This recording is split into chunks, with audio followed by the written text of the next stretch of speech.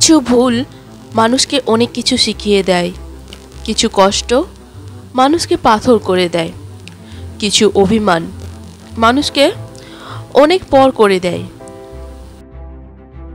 যে মানুষগুলো একা থাকতে বাধ্য হয়, একাই লড়াই করে, তারাই জানে বেঁচে থাকা কতটা যন্ত্রণার, প্রতিটি নিঃশ্বাস ঠিক কতটা ভারী।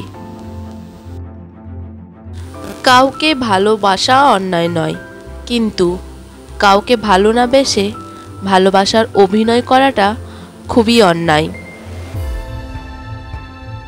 ভালোবাসতে শুধুই মন লাগে, কিন্তু তাকে টিকিয়ে রাখতে মনের জোর কিংবা সাহসও লাগে।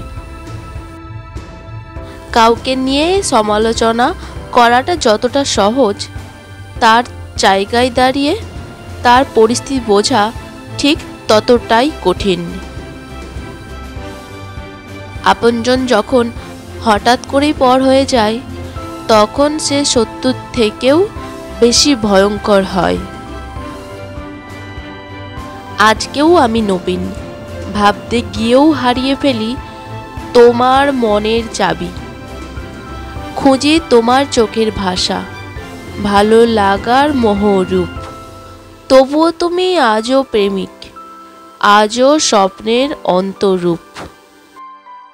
প্রয়োজন ছাড়া কেউ কাছে আসবে না, বন্ধু বলো আর বান্ধবী বলো, স্বার্থ ছাড়াও কেউ ভালোবাসবে না।